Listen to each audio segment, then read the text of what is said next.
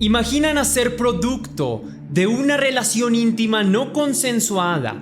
Tu madre es vulnerable y no tiene de otra que vender su propio cuerpo, mientras que las oportunidades en tu vida y tu crianza se van cerrando.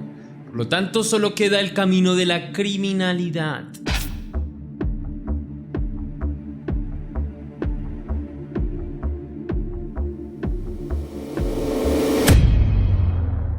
Antes de iniciar con el video de hoy, quiero enviar un saludo muy especial y cósmico a dos leyendas. A Perla Ortiz, que me escribió: me encantan tus videos, saludos desde Guadalajara, México, te quiero mucho. Mil gracias, mi querida Perla, gracias por ser tan constante con tu apoyo. Por anhelar mi crecimiento, es algo muy lindo de tu parte. Por mi lado, también te deseo lo mejor del mundo y te envío un gran abrazo del tamaño del sol. También quiero agradecer a Yajaira Castellanos y a su bella mamita, que es Teresa Mendoza. A las dos les deseo mucha salud y prosperidad. Gracias por verme, gracias por estar aquí. Y anhelo que tengan, por supuesto, un hermoso fin de semana. Un fuerte abrazo y un beso cósmico para mis dos leyendas. Ahora sí, la pregunta del día de hoy es: ¿qué es lo más difícil de tener un hijo? Déjame tu respuesta en la caja de comentarios.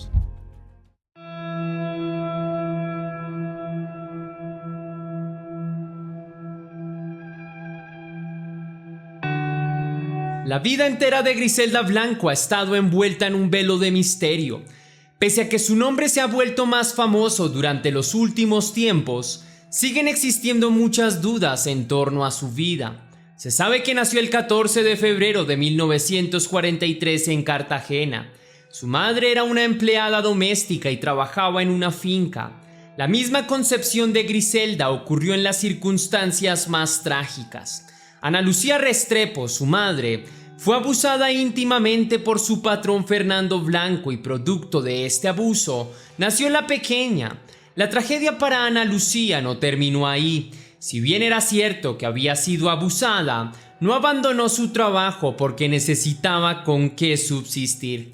Poco tiempo después del nacimiento de la pequeña, la esposa de Fernando Blanco se dio cuenta de que Ana Lucía estaba embarazada y de que su esposo le había sido infiel, pero lejos de culpar a su infiel y abusador marido, culpó a la pobre mujer desterrándola de la finca y dejándola desamparada y a su suerte. A raíz de las escasas oportunidades económicas de Ana Lucía y de la imperativa de mantenerse con vida a sí misma y a su hija, no le quedó otra alternativa que vender servicios íntimos para obtener algún ingreso y así asegurar su subsistencia y la de su propia hija. Esta vida llevó a que madre e hija tuvieran que trasladarse a la ciudad de Medellín. El barrio que vio crecer a Griselda fue Lovaina, uno de los barrios más pobres de todo Medellín y que durante aquella época era uno de los más azotados por la violencia en Colombia. Griselda nació en un contexto bastante adverso, rodeada de muerte e ilegalidad. Su infancia fue bastante turbulenta y no tuvo acceso ni siquiera a la educación, por lo que de niña jamás aprendió a leer ni a escribir.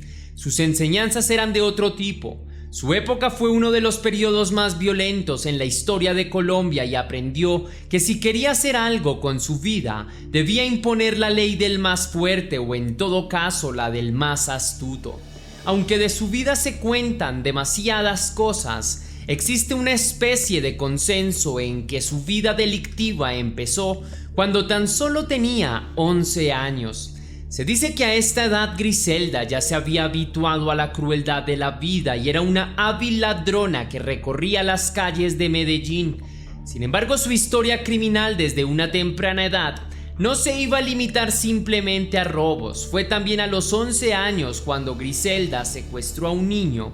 La pequeña criminal habría pedido un rescate por el chiquillo, pero su plan no salió como ella esperaba. El evento le generó tal frustración que terminó matando al infante. A los 11 años, Griselda ya era una asesina. En los años siguientes, Griselda siguió ampliando a grandes pasos su historial delictivo. Además de los robos bajo diferentes modalidades, se aventuró también a la falsificación de dinero. La vida en casa era igual de salvaje. Su madre la golpeaba y su padrastro empezó a abusar de ella, algo que la dejaría marcada de por vida y que de ahí en adelante configuraría la forma en la que se relacionaría con buena parte de los hombres con los que se cruzó en su vida. Producto de estos abusos, Griselda dejó su casa cuando tan solo tenía 14 años. Se especula que para mantenerse con vida la joven habría tenido que recurrir a vender servicios íntimos, aunque sobre esto no existe un consenso claro. Lo cierto es que un año después Griselda conocería a un hombre llamado Carlos Trujillo, un criminal dedicado a la falsificación de documentos y al comercio ilegal de seres humanos. La pareja se casó en 1960 y tuvo 3 hijos. El auge de la música disco en Estados Unidos tuvo como una de sus consecuencias el incremento masivo en el consumo de sustancias ilegales. Colombia se convirtió en uno de los principales productores y exportadores de estupefacientes más consumido en el mundo. Muchos colombianos vieron este negocio ilícito y peligroso como una forma de salir adelante. Así también lo vio Carlos Trujillo, quien además ya estaba acostumbrado a las actividades al margen de la ley. Trujillo empezó a trabajar para un capo de Medellín llamado Alberto Bravo. Rápidamente ascendió en su carrera criminal hasta llegar a convertirse en una especie de segundo al mando. Trujillo fue designado para que controlara la entrada de sustancias a los Estados Unidos, por lo que Trujillo, en compañía de Griselda y los 3 pequeños, se trasladaron al país norteamericano. Mientras Trujillo cumplía con sus labores delictivas, Griselda empezó a establecer una cercana relación con el capo, relación que no se redujo a la profesional o a la amistad, sino que evolucionó hasta una relación amorosa. Naturalmente todo esto sucedió al margen del conocimiento de Trujillo. Pocos años después de que la familia se hubiese establecido en el país norteamericano, Trujillo murió. Al respecto se dice que fue Griselda quien lo acabó asesinando a sangre fría. Esto porque lo consideraba como un obstáculo para mantener su relación afectiva con el capo. También se dice que Trujillo murió producto de una cirrosis en 1969. Lo que se sabe a ciencia cierta es que Griselda terminó trabajando con Alberto Bravo y casándose con él. Naturalmente, más que por amor, ella lo hacía por interés.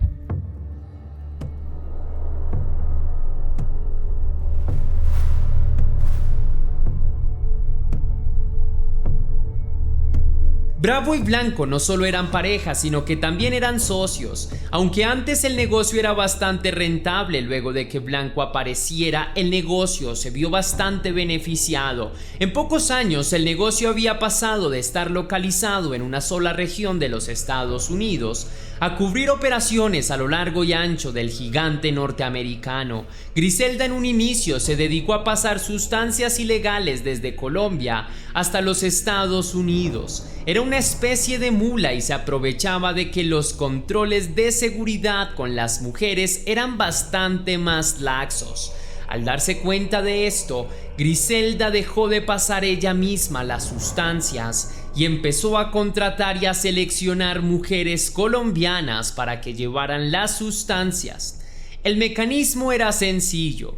Las cargas de las sustancias se ocultaban en la ropa interior de estas mujeres, y así era más difícil que fueran encontradas por la policía de aduanas. La mujer creó una empresa en Estados Unidos para confeccionar la ropa interior que más tarde permitiría el ingreso del polvo blanco al país. A la par, esta le servía para ocultar sus actividades ilícitas. Pero el papel de Griselda no se redujo simplemente a descubrir nuevos mecanismos para enviar la merca, sino que descubrió nuevas rutas para el tránsito ilegal de estupefacientes. La mujer se abría paso a través del miedo, la sangre y la muerte, contrataba sicarios y mandaba a eliminar a quien quisiera hacerle competencia. Era una mujer totalmente fría y calculadora, y no le temblaba la voz para ordenar asesinatos. En cuestión de pocos años, Griselda convirtió un pequeño negocio de comercio ilegal en un auténtico imperio que funcionaba en Medellín y en Estados Unidos. La mujer se convirtió casi en un puente entre los criminales colombianos y los expendedores norteamericanos. Por esta razón, más tarde sería conocida como la Madrina. Griselda prácticamente había abierto las rutas de acceso del comercio ilegal de sustancias desde Colombia hacia el resto del mundo. Hacia la mitad de la década de los años 70, Griselda ya era la comerciante ilegal más importante de toda Colombia y había empleado hasta el propio Pablo Escobar, con quien más tarde terminarían siendo enemigos. Producto de su gran impacto en el tráfico de estupefacientes, las autoridades empezaron a andar tras de ella y en 1975 se llevó a cabo un fuerte operativo en Estados Unidos en el que tanto ella como Bravo lograron escapar a Colombia. Por esa época, Griselda ya no consideraba a Bravo como alguien relevante, ni siquiera en su propio lecho, pues Griselda tenía muchos amantes. Bravo no se había vuelto más que una carga para esta ambiciosa mujer. Cuando vivían en Medellín, una discusión entre ambos terminó en una balacera en la que Griselda habría acabado con su esposo. Ella habría acabado con un proyectil en el estómago, mientras que 6 guardaespaldas habrían perdido la vida. De ahí en adelante, otro de los apodos que Griselda Blanco recibiría sería el de la Viuda Negra, un animal conocido por matar a sus parejas. En los años siguientes, Griselda continuaría administrando su millonario negocio y sembrando el terror en las calles de Medellín y de otras ciudades de Colombia. También contraería su tercer matrimonio con un hombre llamado Darío Sepúlveda. Con este último tendría su cuarto hijo, al que habría decidido llamar Michael Corleone. El nombre era un homenaje al personaje de El Padrino, película que la mujer le encantaba. Hacia finales de la década de los años 70, Griselda retornó a los Estados Unidos. Esta vez se instaló en la ciudad de Miami, una ciudad que por esa época era simplemente un destino turístico para varias personas de Estados Unidos y de otras partes de América. Una vez allí, Griselda Blanco empezó a sembrar la violencia en las calles. El negocio del tráfico se había vuelto demasiado lucrativo y varios carteles de otros países se disputaban el control del territorio para la venta de estupefacientes. Las guerras entre bandas delincuenciales incrementaron a niveles nunca antes vistos. La violencia en la ciudad de Miami era impresionante. Todos los días aparecían decenas de muertos en las calles. Griselda en este aspecto era más fría que muchos otros capos. La mujer ordenaba asesinatos casi a diario y además odiaba dejar testigos, razón por la que ordenaba el asesinato de estos que asesinaban. Aunque fueran niños, mujeres embarazadas o ancianos, no le importaba nada. Griselda era totalmente inflexible, pero su crueldad no llegaba solo hasta este punto. La mujer incluso asistía a los funerales de las víctimas que ella misma había ordenado asesinar para corroborar que sus órdenes se estuvieran cumpliendo. Además de su interés por el dinero y su ambición sin límite, Griselda también era reconocida por su desenfrenada actividad íntima. La mujer era totalmente adicta a los encuentros íntimos, tanto con hombres como con mujeres. Griselda imponía sus intereses a cualquier persona con quien quisiera acostarse, y se sabe que llegó a amenazar a varias personas con arma de fuego o arma blanca para que mantuvieran relaciones íntimas con ella. Además de esto, se sabe que Griselda llegó a asesinar a varias de sus parejas íntimas luego de tener relaciones. La mujer disfrutaba de relaciones masoquistas y varias veces había apuñalado a sus parejas hasta quitarles la vida. De su vida se cuentan muchas historias sobre su crueldad. La violencia era su marca distintiva y no temía en lo absoluto mandar a asesinar a alguien o hacerlo ella misma. Dentro de sus tantas anécdotas macabras, se cuenta cómo una vez había empezado a torturar a una narco de armas y este había pedido clemencia y a pedir que por favor lo mataran de un disparo en la cabeza. La mujer había accedido y por eso se decía a sí misma que era muy compasiva. Su negocio, por otra parte, tenía demasiado alcance y exportaba varias toneladas de el polvo blanco. Al negocio se habían unido sus 3 hijos mayores, quienes participan en diferentes cargos, por supuesto, desde el sicariato hasta la administración de intereses.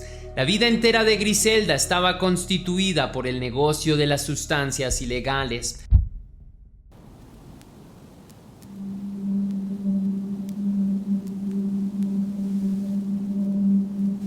Aunque hasta ese momento Griselda había manejado bien su negocio y había logrado estar siempre un paso delante de las autoridades, su fin empezó a precipitarse cuando la mujer empezó a abusar de las sustancias.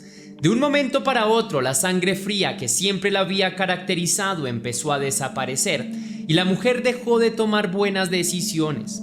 Adicional a esto, sentía delirios de persecución y que a cada paso sería capturada. Hacia mediados de los 80, Griselda tenía preparado un enorme cargamento que volaría desde Cali hasta Miami.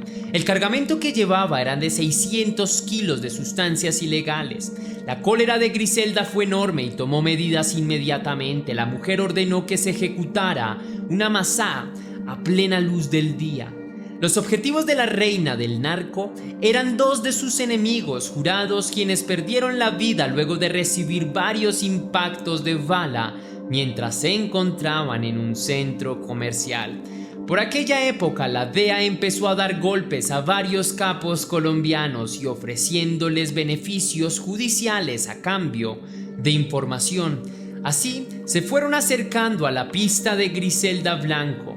La mujer se había visto cada vez más y más acorralada hasta que fue finalmente capturada en una casa en California el 10 de febrero de 1985. Fue capturada en compañía de sus 2 hijos mayores. Ambos recibieron una condena de 10 años de prisión.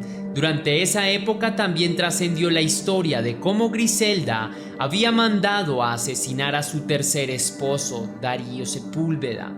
El motivo por el cual había ordenado su asesinato se debía a que el hombre se había llevado a Colombia al hijo menor de Griselda, Michael Corleone, sin permiso, obviamente, de ella. La mujer había enviado a 2 de sus sicarios de más confianza y delante de los ojos del propio niño le habían quitado la vida a Sepúlveda.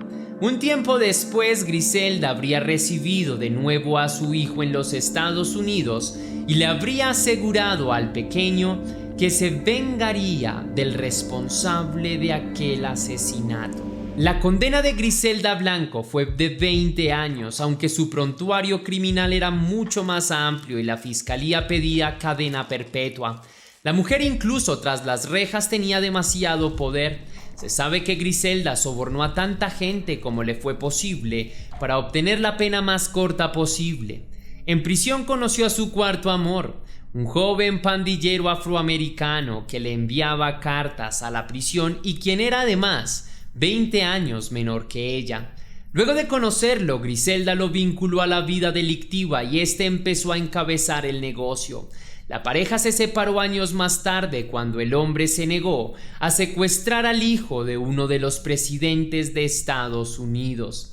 Luego de esto, el hombre se entregaría a las autoridades y sería testigo en contra de Griselda Blanco. Los 2 hijos capturados de Griselda, luego de cumplir con sus respectivas condenas, volvieron a Colombia.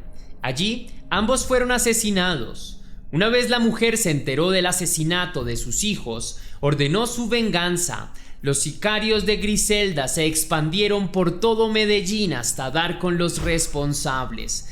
Una vez los encontraron, fueron masa y torturados de forma indescriptible. Posteriormente, las partes de su cuerpo habrían sido dejadas en la mitad de un parque a plena luz del día. el destino de los familiares de los asesinos de los hijos de Griselda fue exactamente el mismo. En el año 2004, Griselda salió de la prisión y fue deportada a Colombia, donde no estaba vinculada a ningún crimen. La mujer todavía tenía bastante fortuna y siguió con su vida en relativa comodidad. Se sabe que el tercero de sus hijos mayores también fue asesinado. El hombre se habría vuelto adicto a las sustancias y al alcohol y había sido asesinado en extrañas circunstancias. Entretanto, Griselda habría continuado su vida en relativa tranquilidad en uno de los barrios más lujosos de todo Medellín. Se dice también que durante sus últimos años de vida, la mujer se entregó de lleno a la religión. En el año 2012, la mujer fue asesinada por sicarios cuando se dirigía a comprar costillas en una carnicería cercana. Toda la violencia que sembró a lo largo de su vida la llevó a tener un final igual de violento. Si te gustó la investigación de este caso, querida leyenda, déjame saber con tu misterioso like. Si quieres y si puedes hacer una pequeña donación para la producción de Test Misterios, estaré enormemente agradecido. Lo puedes hacer de dos formas distintas. La primera con el botón de super gracias que se ubica allí abajo, justo al lado del botón compartir, o también vía PayPal, ya que tienes el link en la descripción y en el comentario fijado. Si lo haces de cualquiera de estas dos maneras, recibirás un agradecimiento personalizado y un saludo de mi parte.